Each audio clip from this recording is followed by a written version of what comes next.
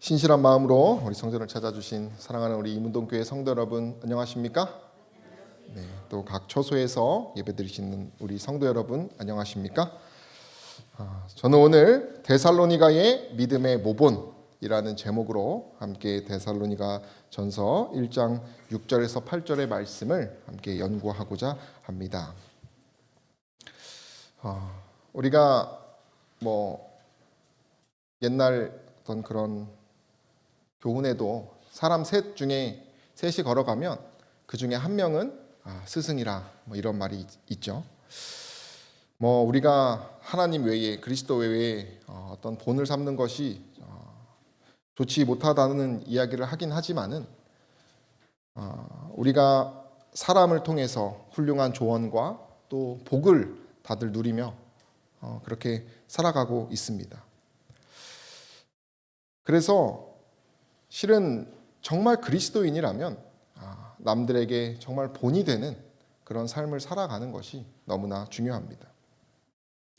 오늘은 그러한 이야기, 특별히 데살로니가 지역의 한 소문의 이야기를 함께 나누고자 합니다. 읽어주시면 감사하겠습니다.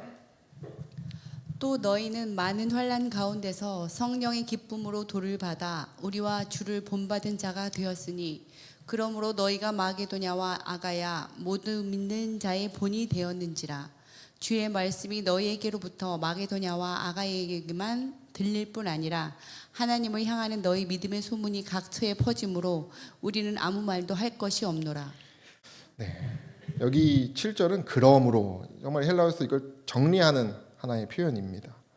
이 핵심은 뭐냐면 마게도냐와 아가야 그들이 활동했던 그 주변의 지방 지역까지 영향력이 그들의 그 복음의 영향력이 퍼졌다는 선교의 중추 역할을 했다라고 하는 칭찬의 이야기입니다. 도시 하나에서 시작된 불길이 전역으로 퍼진 것입니다.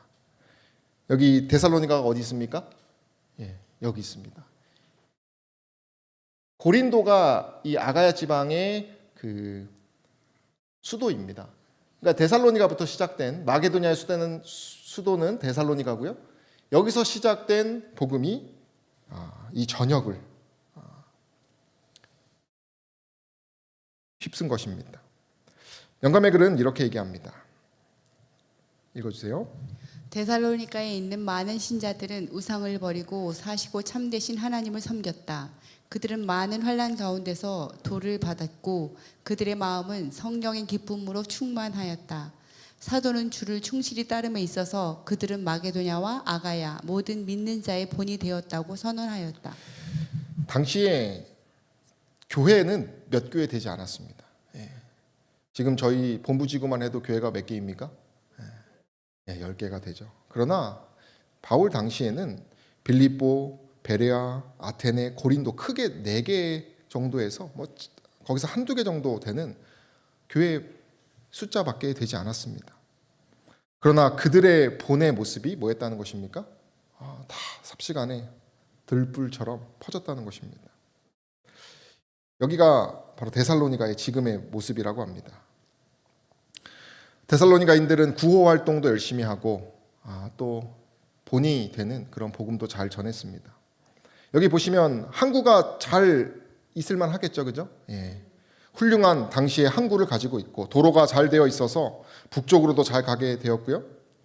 도시였기 때문에 정치적, 경제적, 사회적, 종교적 영향을 잘 미칠 수 있었던 것입니다.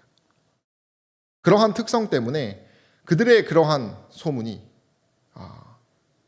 윤활유처럼 되어서 전체에 퍼지게 된 것입니다. 최고의 부흥의 모델이 있다면 이 데살로니가 교회가 그 중에 하나인 것입니다.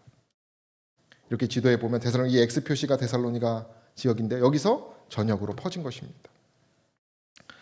그러면 그들의 믿음의 모본의 특징들이 몇 가지 있습니다. 그 교훈 3가지를 오늘 저희가 함께 나누고자 하는데요. 첫 번째는 믿음의 모본이라고 하는 것은 도를 받음에서부터 시작된다는 것입니다. 여기서 말하는 도는 뭘까요? 복음입니다. 말씀입니다. 6절에 보면 또 너희는 많은 환난 가운데서 성령의 기쁨으로 무엇을 받아요? 도를 받는다는 것입니다.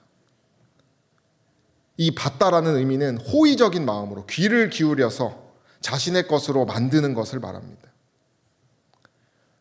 그러나 이 받아는 두 가지의 개념이 포함되어 있습니다. 하나는 외적인 받음, 하나는 내적인 받음입니다. 쉽게 말하면 듣는 것에서 끝나는 것이 아니라 따르는 것에서까지 이어지는 것이 진짜 받는 것입니다. 이 받는다는 표현이 두 가지로 데살로니가전서 2장 13절에는 기록되어 있는데요. 하나님의 말씀을 받을 때에, 하나님의 말씀으로 받음이니 할 때에 이 첫 번째 받음은 헬라어의 뜻이 외적으로, 그러니까 기별을 듣는 것에 있는 것입니다. 이론적인 것이죠, 그죠? 오늘 저희가 앉아서 어떤 교훈을 저희가 듣게 됩니다. 그러나 진짜 받는다라고 하는 것은 여기에 넘어서의 깊은 깨달음이 있어야 합니다. 그것이 두 번째 받음입니다. 데코마이라고 해서 내적으로 그 기별을 뭐 하는 것이에요? 마음을 열어서 수용해서 실천으로 옮기는 것입니다. 믿는 자 속에서 저희가 하나님의 사랑을 전해야 된다. 하나님은 능력을 주신다. 이런 얘기를 많이 듣습니다. 그죠? 저희가 이 선교에 대한 이야기를 바울 서신을 통해서 많이 듣습니다만은 저희가 진정으로 그리스도의 능력이 있다라고 하는 것을 알려면은 그 들음에서 끝나는 것이 아니라 뭐 해야 됩니까? 실천을 해봐야 되는 것입니다. 내가 영혼을 위해서 눈물을 흘려봐야 되는 것입니다. 영혼을 위해서 순종하는 마음으로 하나님의 사랑을 전하러 나갈 때에 뭐가 되는 것입니까? 진정으로 그것이 나의 것이 되는 것입니다. 받아들인다라고 하는 것은 그런 것입니다. 주석에는 이렇게 얘기하는데요. 읽어주세요. 하나님의 말씀은, 읽어주시면 감사하겠습니다. 하나님의 말씀은 듣는 자들 속에서 믿음을 화합할 때만 유익이 된다. 복음은 모든 믿는 자에게 구원을 주시는 하나님의 능력. 지금 상황에서 데살로니가 신자들이 시련과 핍박을 견디도록 하나님 말씀의 강한 능력이 그들 가운데 역사했다. 네. 믿음을 화합할 때, 정말 믿음이 나에게, 내 삶에, 내 생각에, 나의 일상에 나타날 때 하나님께서 저희를 용서해 주신다고 약속하셨습니다. 그러나 그것을 의심하면 어떻게 되는 것이에요? 자유를 느끼지 못하는 것입니다. 데살로니가인들은 그들의 시련과 핍박, 여러 어려운 환경 가운데서 그들의 믿음이 능력이 되었던 것입니다. 도를 진정으로 받은 것이에요. 그들에게는 성령이 함께했습니다. 이 도를 받는다라고 하는 조건은 성령의 기쁨이 함께합니다. 우리에게 성령이 없다면, 성령에 대해서 저희가 마음을 열지 않는다면 우리는 도를 받는 것이 아닙니다. 그저 피상적으로, 이론적으로만 거기서 멈추는 것이에요. 영감의 글에는 다음과 같이 얘기합니다. 모든 사람이 그리스도께서만 제거할 수 있는 짐에 억눌려 있다. 우리가 진 가장 무거운 짐은 곧 죄의 짐이다. 우리가 이 짐을 지도록 그대로 버려진 바 된다면 그것은 우리를 눌러 박살을 낼 것이다. 그러나 죄가 없으신 그분은 우리를 대신하셨다. 여호와께서는 우리 무리의 죄악을 그에게 담당시키셨도다. 예수께서는 우리의 죄를 지셨다. 예수께서는 우리의 고단한 어깨에서 짐을 가져가실 것이다. 그리고 힘을 주실 것이다. 그는 염려와 슬픔의 짐도 지실 것이다. 예수께서는 우리에게 모든 근심을 당신께 벗어놓으라고 초청하신다. 이는 예수께서 우리를 기억하여 주실 것이기 때문이다. 네. 이 말씀을 우리가 확신하십니까? 아멘입니다. 그것이 진정으로 받는 것이. 데살로니가인들은 이와 같은 하나님의 놀라운 은혜를 경험하여서 그 환난과 핍박 가운데서 두려워하지 않고 기뻐했다는 것이에요. 감사했다는 것입니다. 이런 도를 받음으로 우리의 일상에서 감사가 넘치는 저 여러분 되시기를 간절히 소망합니다. 두 번째 교훈은 믿음의 모본이라고 하는 것은 성도와 주님의 고난의 본을 따르는 것입니다. 6절에 보면 우리와 주를 본받은 자가 되었다 이렇게 말합니다.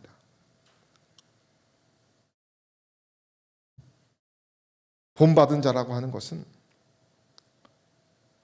유대 문학에서는 어떤 스승을 따라가는 제자의 모습을 본받는다라고 표현합니다. 특별히 사람의 행동, 사람의 고통, 하나님의 성품을 모방한 것들을 모방하는 어떤 그러한 태도를 유대 문학들에서는 여러 개 증거하고 있습니다. 뿐만 아니라 바울 서신, 고린도전서, 갈라디아서, 빌립보서, 데살로니가서, 전후서, 디도서, 그런 신약 성경에서도 교회의 지도자들을 따르고 믿음의 공동체의 구성원들을 모방하고 그리스도를 모방하라, 이런 표현이 계속 등장합니다. 그럼 그들의 본은 어떤 것이냐? 바로 그것이 고난의 본이라는 것입니다. 여기 6절에 보면 많은 환난 가운데서라고 조건이 붙어 있습니다. 성도들에게서 배울 수 있는 도는 꽃길이 아닙니다. 장미관이 아니에요. 가시관입니다. 고난이라는 것이에요.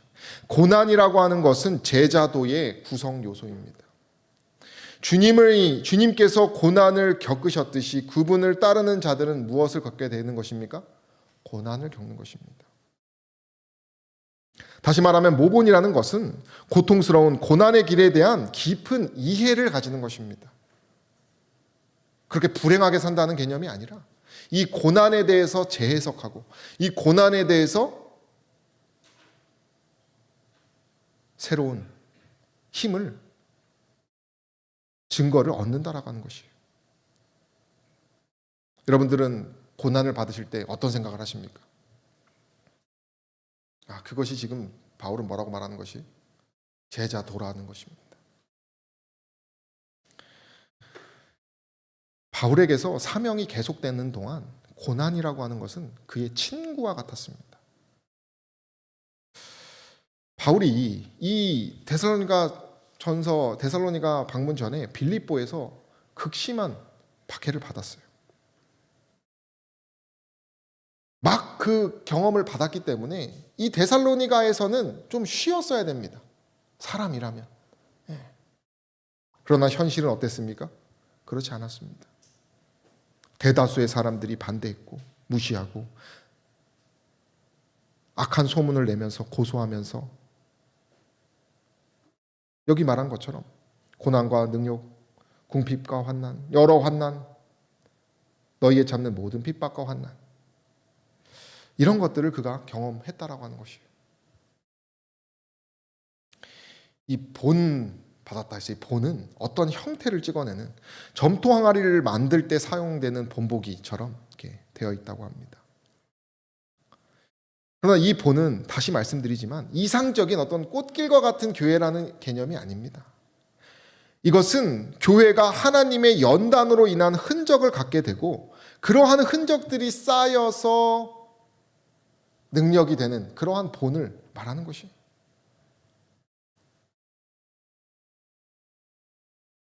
말씀에 의해서, 그분의 믿음에 의해서 삶이 그 고난 속에서 연단되는 과정의 본을 말하는 것이에요. 그래서 믿음의 순종이라는 하나님의 섭리로 연단된 본을 바울은 이야기한 것입니다. 바울은 다음과 같이 얘기했습니다. 읽어주세요. 제자들의 마음을 굳게 하여 이 믿음에 거하라 권하고 또 우리가 하나님 나라에 들어가려면 많은 환난을 겪어야 할 것이라 하고 자녀이면 또한 후사 곧 하나님의 후사요 그리스도와 함께 한 후사니 우리가 그와 함께 영광을 받기 위하여 고난도 함께 받아야 될 것이니라.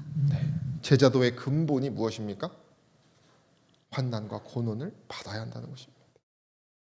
우리가 죽으면 죽으리라, 이것이 인상 깊게 저희가 부흥회 때 저도 그 마음이, 그 말씀이 기억이 나는데요. 그러한 마음으로 이 고난 앞에 서게 되는 것이에요. 제가 이 바울이 겪던 고난이 어떨까 이렇게 많이 이렇게 고민을 해봤어요. 그래서 몇 개 자료를 좀 찾아봤는데요. 이것이 지금 루브르 박물관에 있는 데살로니가에 있었던 로마 시대의 작품이라고 합니다. 데살로니가의 로마 포럼에 위치했던 조각인데요. 조각이 어떻습니까? 아주 화려하고 웅장합니다. 부유한 도시였습니다. 그리고 황제의 그 권위가, 이것은 개선문입니다. 지금 데살로니가에 있는 갈레리우스 개선문입니다.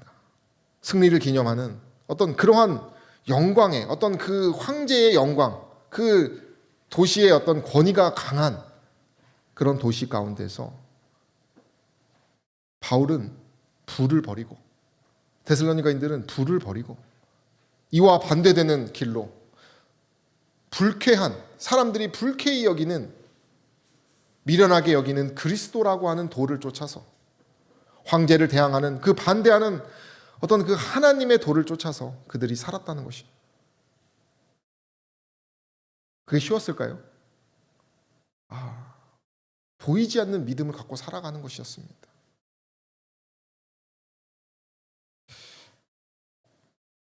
이것이 당시에 그리스에서 나온 어떤 유물이라고 합니다.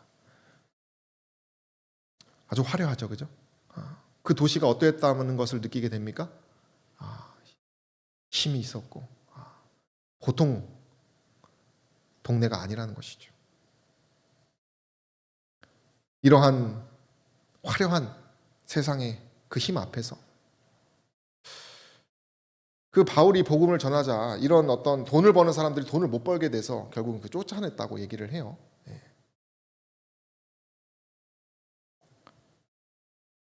세상과 반대되는 길을 걷는다라고 하는 것은 핍박을 뭐 하는 것이에요? 사서 가는 것입니다.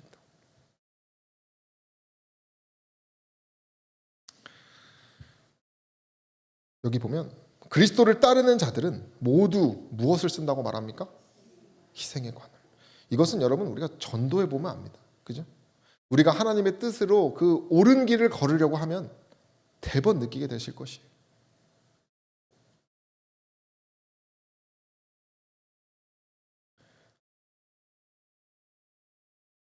저들은 분명히 이기적인 사람들의 오해를 사게 될 것이며 사단의 치열한 공격 목표가 될 것이다. 세상은 뭘 싫어합니까? 의로운 사람을 싫어합니다. 빗되는 사람을 싫어합니다. 착한 척하는 것을 그렇게 하대하면서 자신들의 어떤 이기심을 증명하고자 합니다. 어디서든지 이에 반항하는 전쟁을 걸 것이라는 것이에요.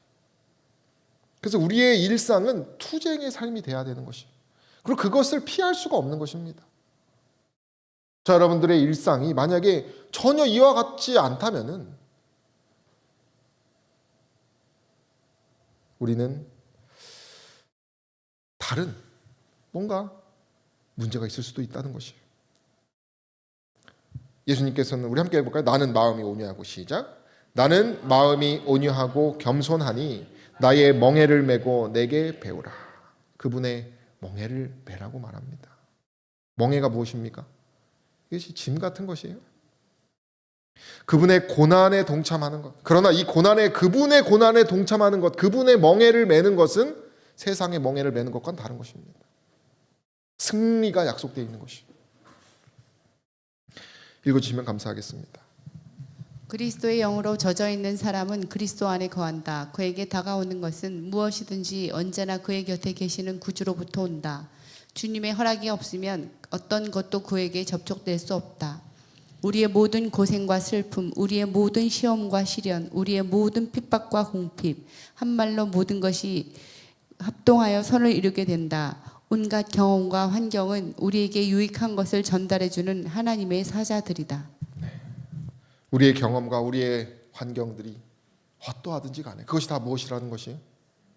하나님의 사자로서 우리를 연단시키고자 하는 바울의 사건을 보면은 그들이 어떤 수모를 당했는지를 잘 기록하고 있습니다. 무리가 일제히 일어나 무리가 집단 린치를 받는 것과 같은 것이에요. 여러분 우리가 생각해 보면 이 지금 도시에서 그런 상황을 벌인다면 어떻게 되겠습니까? 그죠? 이게 정말 하나님의 능력이 아니고서는 거기서 버틸 수가 없는 것입니다. 상관들이 옷을 찢어 벗기고 매로 치라 하여 많이 친 후에 옥에 가두고 간수에게 분부하여 든든히 지키라 하니 그가 이러한 영을 받아 저희를 깊은 옥에 가두고 그 발을 착고에 든든히 채웠더니 근데요 25절 우리 함께 읽어볼까요? 밤중쯤 되어 시작. 밤중쯤 되어 바울과 실라가 기도하고 하나님을 찬미하며 죄수들이 듣더라. 이 놀라운 상황이 하나님의 그 고난의 돌을 쫓는 사람들의 열매라는 사실을 기억하시게 되기를 소망합니다. 우리 함께 읽겠습니다. 이것을 시작. 이것을 너희에게 이름은 너희로 내 안에서 평안을 누리게 하려 함이라. 세상에서는 너희가 환난을 당하나 담대하라. 내가 세상을 이겨노라 하시니라. 아멘. 이 약속이 바울의 그 신라의 약속이었으며 저와 여러분들의 약속이라는 사실을 기억하셔서 저희가 그 고난의 도를 기뻐하는 저와 여러분 되시기를 간절히 소망합니다. 마지막으로는요, 이 믿음의 모본이라고 하는 것은 마치 태양빛처럼 감출 수가 없이 온 세상에 뭐 하는 것이에요? 전달된다는 것입니다. 마치 향기처럼요. 이것은 확산되는 성질을 가진다는 것입니다. 결코 어떤 한 사람에게만 주어질 수 없는 것입니다. 그것이 진정한 믿음의 모본의 성질입니다.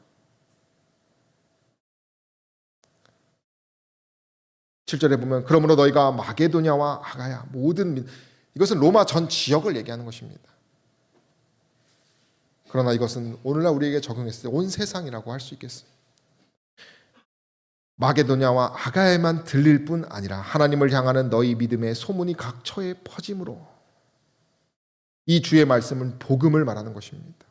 이 들릴 뿐에서 이 들리다는요, 그 시대의 다른 문헌에서는 이 들린다는 표현 엑세케오 이 단어를 천둥 소리, 큰 나팔 소리, 그 가득 차는 모습이라고 말한다고 합니다.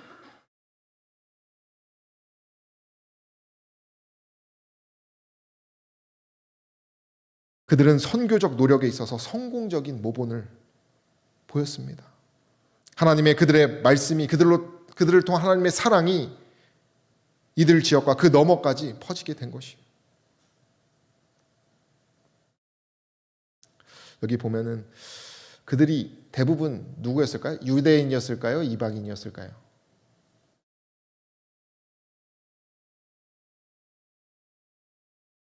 이방인들이었습니다. 그래서 어쩌면 그들의 그 개방성 때문에 더 퍼졌을 것이라는 얘기도 있어요.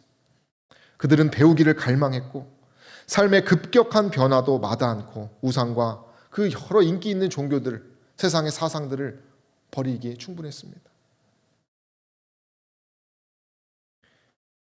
이 데살로니가 지역은 누구의 제국이었습니까?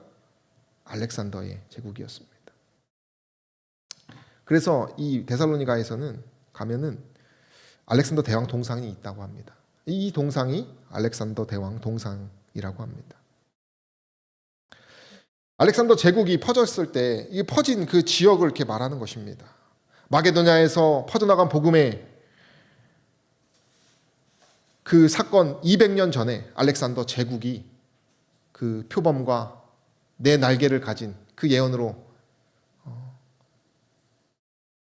기록되었던 그 알렉산더의 제국이 이렇게 많이 퍼졌습니다. 정말 모든 세계를 위협하는 힘처럼 알렉산더 제국은 큰 힘을 가졌어요. 그래서 이 알렉산더 그리고 이 마게도냐인들은 로마인들보다 더 위대하게 칭송받았고 그의 업적은 세계적인 그런 것이라고 역사적으로 말하고 있습니다. 복음이 이와 같이 뭐한 것입니까? 퍼진 것입니다. 그 도시에서부터 시작된 것이 몇 개 되지 않는 교회에서부터 시작된 그 복음의 소문이 말입니다. 정말 놀라운 일인 것입니다. 전도라는 것은 뭐 하는 것이에요? 미련한 것입니다. 여러분 전도해 보시면 아시잖아요. 그죠? 쉬운 일이 아닙니다. 예수 그리스도에 대해서 그분이 힘이 된다라고 하는 얘기는 비웃음거리입니다. 사람이 죽었다가 다시 살아났다는 기별이에요. 그 얼마나 바보 같은 얘기입니까? 그러나 데살로니가인들은 그 선입견을 극복한 것이에요. 더하여 지배받고 있는 유대인들의 기별이었습니다. 그죠? 그 옛날 고대 도시의 기별이에요. 로마인들, 이방인들, 힘 있는 자들이 그 기독교의 기별을 들으면서 뭘 생각했을까요? 저런 바보 같은 사람들이라고 아마 손가락질했을 것이. 그러나 데살로니가인들은 그 가운데서 뭐 하신 것입니까? 이 전도에 미련한 것으로 승리했다는 것이. 읽어주시면 감사하겠습니다. 신자들 중 대부분은 본래 이교도들이었다. 이제 그들은 일관된 그리스도인의 생애와 선교적 열성을 통하여 그들이 하나님과 복음의 기별을 믿는 진실한 믿음을 가졌다는 것을 보여주었다. 그들의 증거는 매우 명료했기 때문에 바울과 그의 동료들이 거기에 무엇인가를 첨가할 필요가 없었다. 이보다 더 나은 칭찬이 데살로니가인들에게 주어질 수 없었다. 그들은 고난에 기뻐하는 생애, 그리스도인의 생애가 그런 생애죠. 항상 기뻐하는 생애, 감사하는 생애, 그리고 선교적 열성. 저 여러분들의 삶은 어떠십니까? 우리가 나아가야 될 방향은 어떤 것입니까? 우리는 무엇을 향해 가고 있는지 생각해 봐야 합니다. 영감의 글에 이렇게 얘기합니다. 평소에 그대 자신의 모본과 정신이 그대를 위해 확보해 놓은 정도만큼만 끼치게 될 것이다.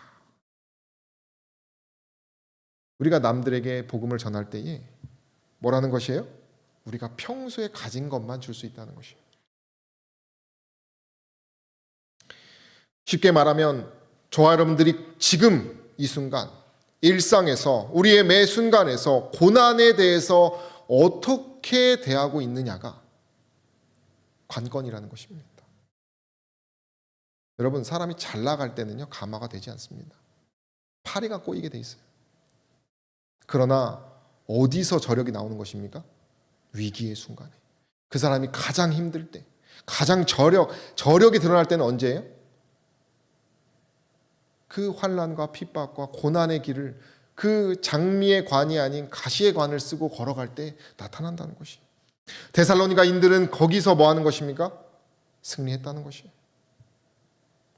그리스도의 데살로니가 신자들은 진실한 선교사들이었다. 그들의 마음은 장래 노하심에 대한 공포에서 그들을 구원하신 그들의 구주에 대한 열심으로 불타올랐다. 우리 함께 읽겠습니다. 그리스도의 은혜를 통하여. 시작. 그리스도의 은혜를 통하여 그들의 생애에는 놀라운 변화가 일어났고 그들을 통하여 말씀하신 주의 말씀에는 능력이 함께 하였다. 아멘. 이로 인해서 새로운 신자들이 계속 증가해 나갔다는 것이에요. 마치 이와 같은 모습이지 않았을까 생각합니다. 여러분, 바울이 데살로니가전서 1장 8절에 우리는 아무 말도 할 것이 없노라. 이게 무슨 말입니까? 최고의 칭찬입니다. 이제 하산해도 된다, 이런 뜻 같아요. 너희가 하나님의 뜻을 잘 전했으니 내가 더 이상 뭐 할 것이 없다? 잔소리할 것이 없는 것이.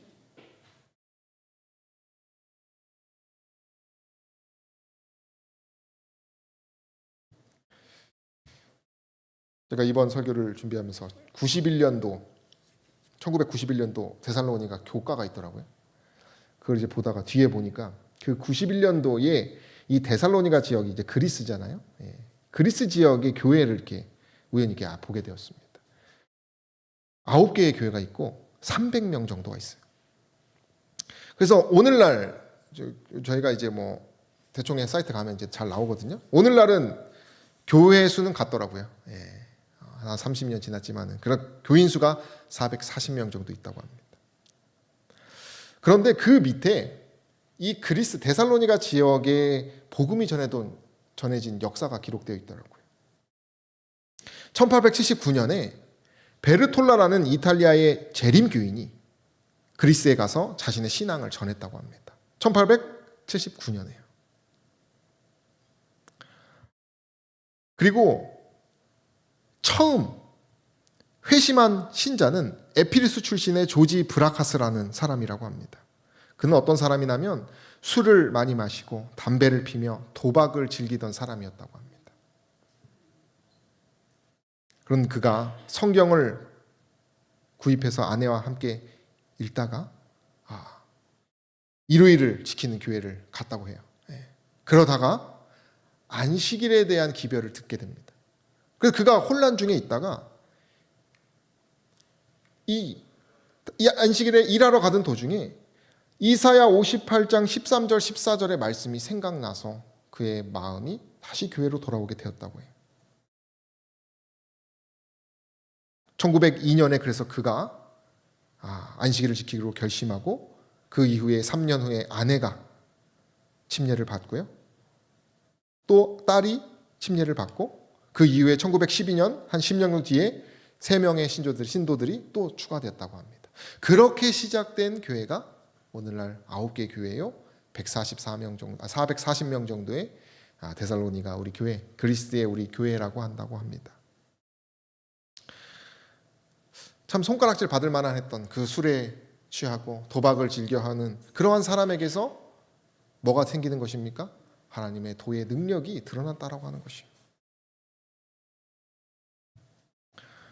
그 91년도 교과 참 보니까 완전 어떻습니까? 옛날 느낌이 나고 그러나 또 그 내용은 같습니다. 여기 보면 목사의 설교로는 부족하다라고 말하면서 뭐라고 말하냐면 교회가 할 수 있는 사업을 결코 목사들이 다 수행할 수 없다고 말합니다. 하나님께서는 당신의 교회가 믿음 안에 들어온 어린 영혼을 돌봐주며 저들을 찾아가기를 요구하신다. 그 이유는 저들과 잡담을 나누기 위한 목적에서가 아니라, 함께 읽어볼까요? 저들과 함께 시작. 저들과 함께 기도하고 저들에게 아로새긴 은쟁반의 금사과 같은 말씀을 전해주기 위해서이다 라고 말해주고 있다는 것입니다. 저 여러분들이 우리가 해야 할 의무에 대해서 우리가 받은 그 믿음의 도를 생각하시고 또 그 사랑을 생각하셔서 우리 역시도 그 한 명에서 시작된 그리스도의 교회가 많이 열매를 맺은 것처럼 저 여러분들도 우리의 그 믿음의 그 도의 삶을 사심으로 우리의 생애가 소문이 나고 우리 이무동교회의 그 헌신이 우리 본부지구와 여러 우리 대한민국에 소문이 나고 온 세계에 소문이 나게 되기를 간절히 소망합니다. 우리가 물론 그것이 힘들지만은 시대의 소망은 우리에게 약속하고 있습니다. 읽어주시면 감사하겠습니다. 그대의 의무가 어렵고 가혹하게 보이며 그대의 짐이 지기에 너무도 무겁게 보일 때 그대를 위하여 내가 멸시와 수치 곧 십자가를 참은 것을 기억하라. 엄격한 시련으로 그대의 마음이 위축될 때 그대의 구주가 살아 계셔서 그대를 위하여 간구하신다는 사실을 기억하라. 아멘입니까? 아멘입니다. 우리가 그래서 그리스도의 그 힘을 함께 하여서 여기 보면 올바른 습관을 형성하고 모든 의무 수행에 신실한 자들의 생활은 빛나는 광명과 같아서 다른 사람들의 길을 위해 밝은 광채를 비칠 것이다 라고 말한다는 것입니다.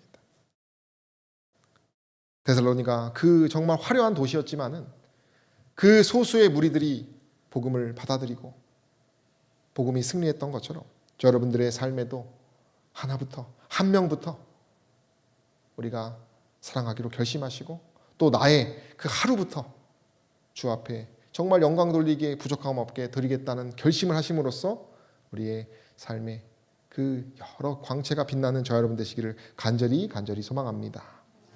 우리 3가지의 얘기를 들었습니다. 첫 번째 무엇입니까? 믿음의 모범은 도를 받음에서 시작된다는 것입니다. 듣고 행하고. 두 번째는 무엇입니까? 믿음의 모범은 성도와 주님의 무슨 본입니까? 고난이라는 것. 이 고난에 감사하시는 저 여러분 되시기를 간절히 소망합니다. 마지막은 무엇입니까? 믿음의 모범은 태양빛같이 온 세상에 전달되는 것입니다. 우리가 그 복음을 전하고 또 전파하고 그 향기나는 생애로 주님과 함께 승리하는 저 여러분 되시기를 간절히 소망하면서 말씀을 마치겠습니다.